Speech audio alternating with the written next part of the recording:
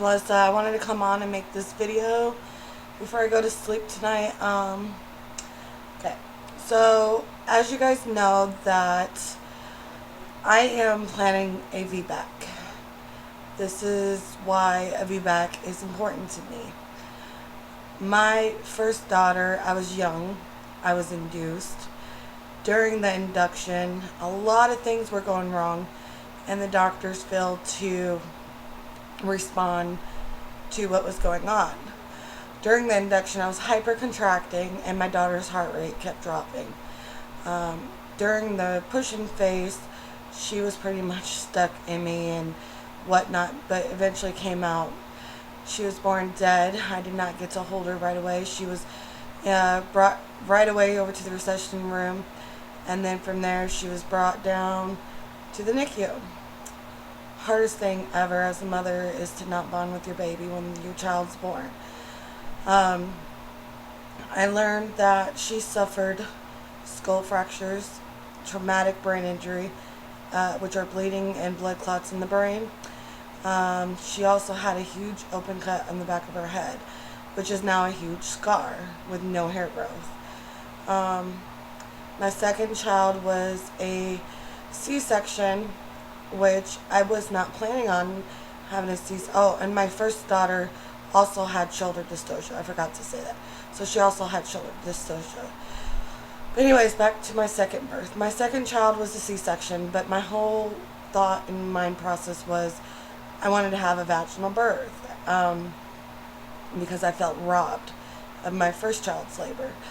Well, surprise, surprise, doctors claimed that my daughter's head was measuring too large, my second child, and that she needed to be C-section, as well as I had hypertension. So on the documents for the C-section, it says previous shoulder dystocia along with the head size too large and high blood pressure. Okay, so when Faith was born, they, of course, cut you, the tucker, and she came out screaming, and that was the best feeling, ever. But, I didn't get to hold her. I didn't get to have that immediate bonding time that I wished for. So, if you don't know, right before the C-section, I wanted to go home. I was freaking out. I was crying. I said I didn't want to do it. The doctor scared me and made me believe that the only thing was a C-section, because in my records it said that it was a classic case of CPD, which is why my first daughter was born with such a severe head trauma.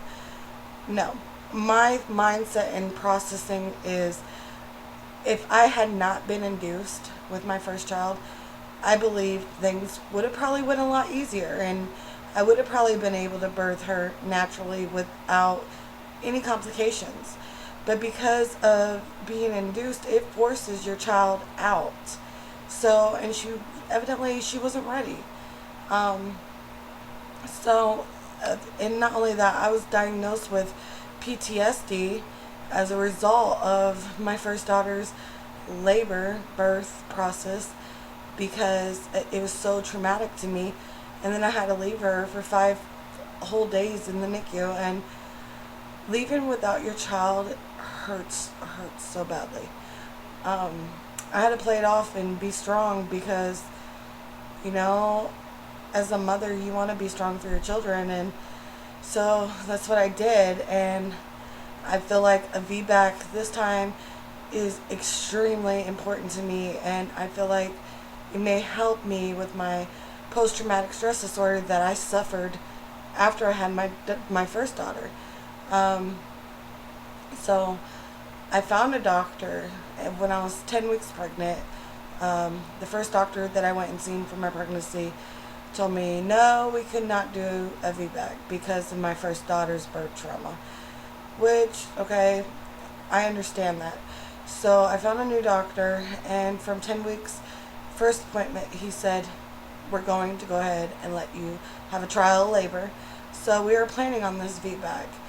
I learned a lot with my first daughter, and I know what to watch for during labor, and I trust my doctor. The whole pregnancy, I'm planning a natural birth. Natural meaning no epidural, no nothing.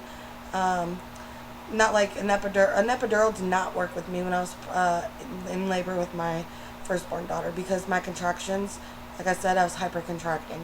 So I'm sure that's probably why it didn't work. I felt every single one of them, and they were intense. I felt like I was being ran over and ran over and ran over.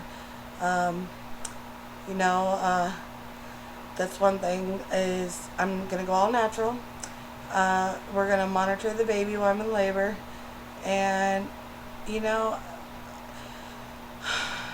yeah, I have fears of having a Vbac and having a vaginal birth. But I feel like as long as you don't mess with your labor and your birthing and augmenting things, that a woman is designed to birth a child. You should be able to birth the child that you are pregnant with. I feel like a lot of women rush to induction or rush to a C-section, not knowing the risk and not knowing what could happen, and just going forth with it. There is tons of risk with inductions, and I'm proof with that. But anyways, am I scared that he may be too big with his head and shoulders? Of course. However, Desiree, her head was 14 3/4, but that was crushed. So I'm assuming it was probably like 15, 16 inches. My daughter Faith, her head was 13 inches, and I'm sure his head will be about 13 inches.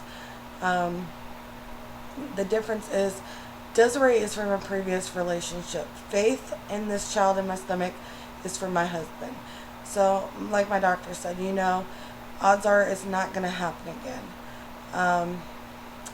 If during labor I feel like his head is too large, I'll know, because when I was in the pushing phase with Desiree, I kept telling them her head's too big, her head's too big.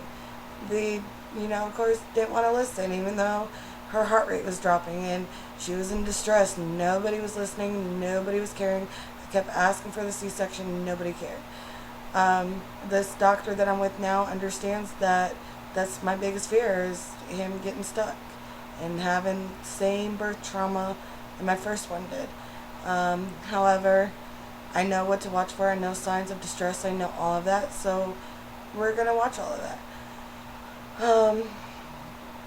I do have a birth plan, and in case of a C-section, I would like to possibly reach over when the baby's coming out of my stomach and grab my child. I feel like that will be the best thing ever for me. I'm going to be back with another video.